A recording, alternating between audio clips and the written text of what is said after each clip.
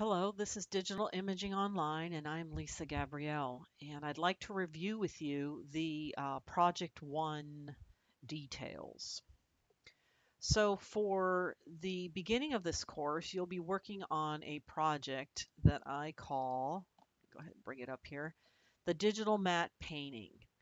And this project is a creative execution of hopefully some of the fundamentals that you're going to be learning as you start working through your textbook lessons.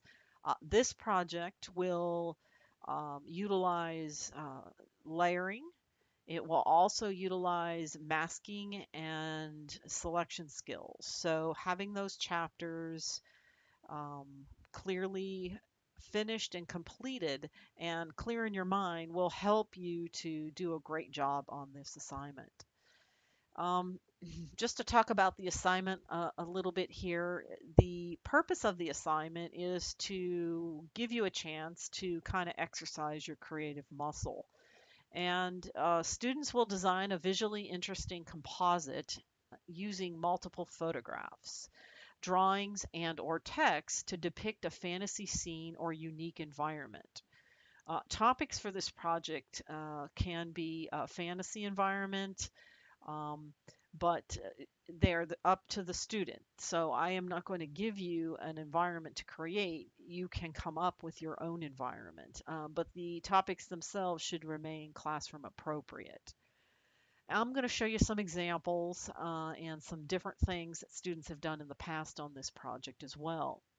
The content for this project, the original images that you use, should be created by you if possible. But however, they don't always have to be created by you. You can use and locate found images for this project, and you can utilize them within the project, keeping in mind the copyright that is associated with each image, and also you're going to need to keep track of all of the citations for the image so that at the end of the project you can create a bibliography citing the location of where you found these sources.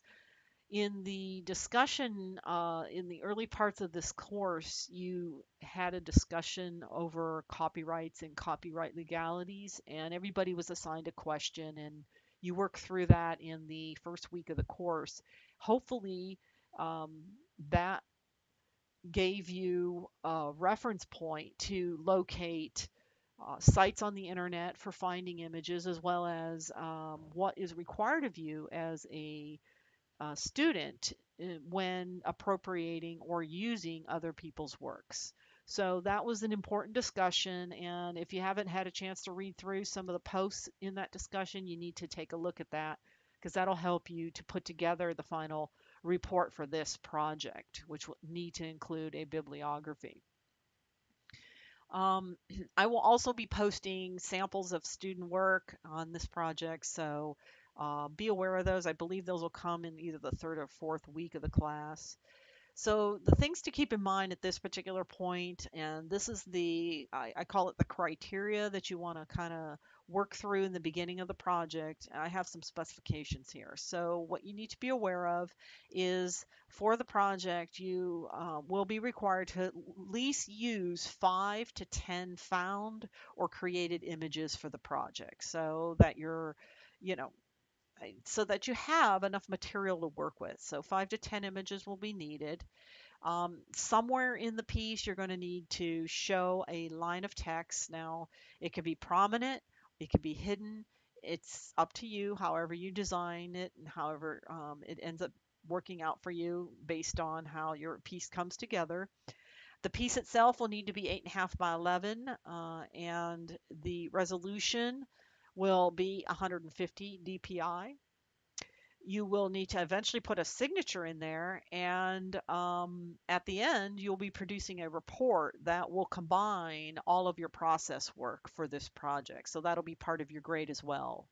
Anytime I require you to put together a process report, that is definitely a at least 10 points of your grade when it comes down to the final grading. So it's important to spend the time to go through all of the different process steps that are required of you in this course so that you do have the material to put together that final report.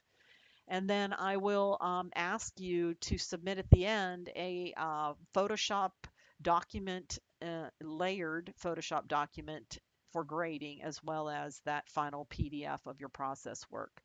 So that is the whole project in a nutshell. So let's take a look at some examples of the project so that we can get a visual. Because if you're anything like me, I need to see examples of projects in order to make sense of it all. So let's jump back here into Photoshop. And I have three examples here. This was done in my online class in the spring. And these are all 8.5 by 11, and these are all using at least anywhere from 5 to 10 images. Some of them using more, some of them using, well, none of them using less. But I thought these were all three good examples of the students who actually followed all the guidelines for the project and really ended up with some interesting results at the end.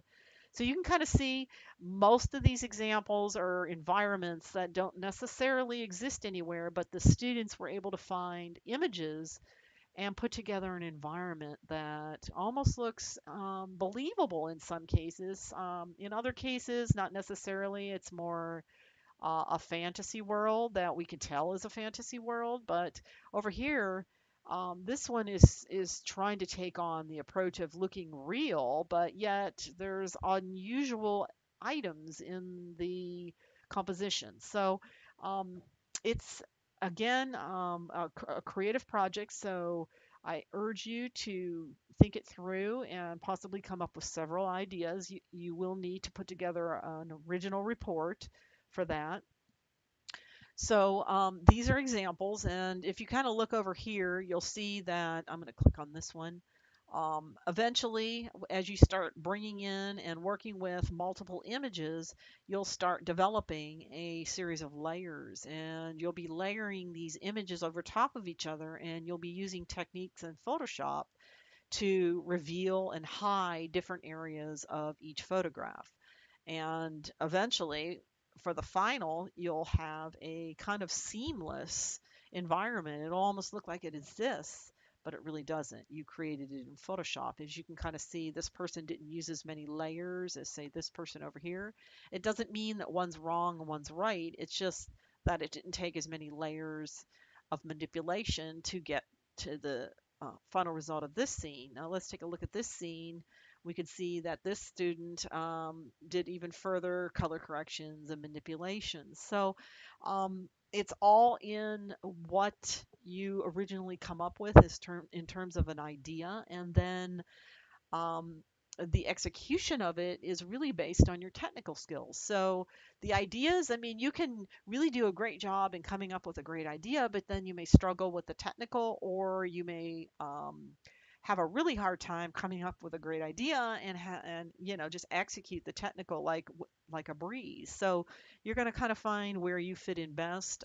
If you want to position yourself in the best place in the class, you want to do well with coming up with solutions in terms of solving the problem and ideas, as well as you want to be pretty solid with your technical. So that's what you want to shoot for in the class. So just a few comments about the first part of this project. This project is going to last for, I believe, let's take a look at the calendar here.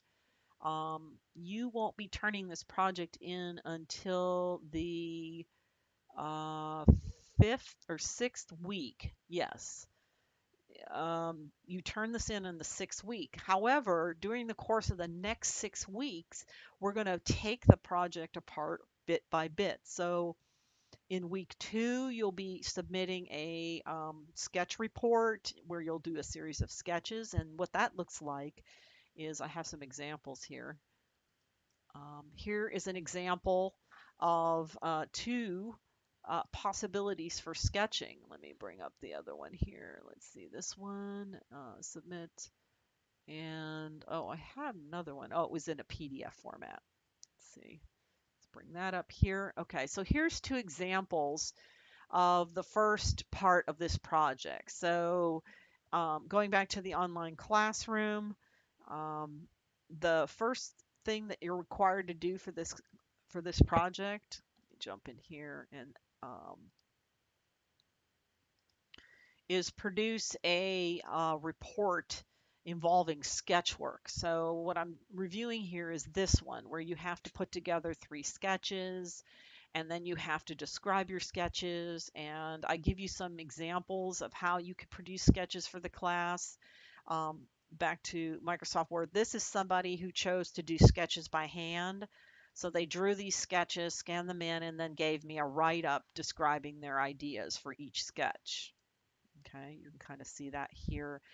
The other one here that's done in Acrobat, this is like a digital montage where this person located different images that they're thinking about using in their sketches or in their ideas and put together like a little montage explaining each idea. So she's got 3 ideas here using these images over here to support her 3 ideas.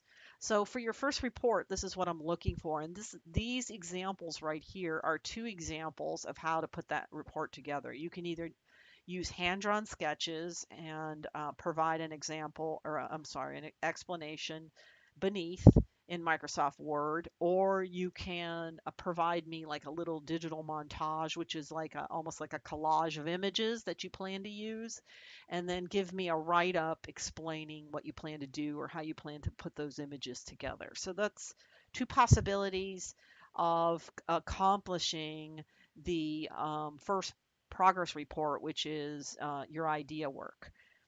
And then you'll be submitting that to the assignment area for grading. Okay, so again, just real quick, these are some examples of some completed projects by students, and I just gave you a quick overview of, how layers can sort of play out in those projects. And then this is an example of a report using sketching, hand-drawn sketching.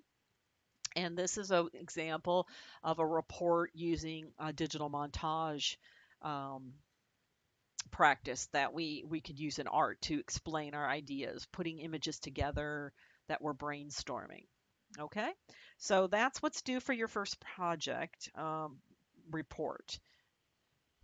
And let's see, that should conclude the project review.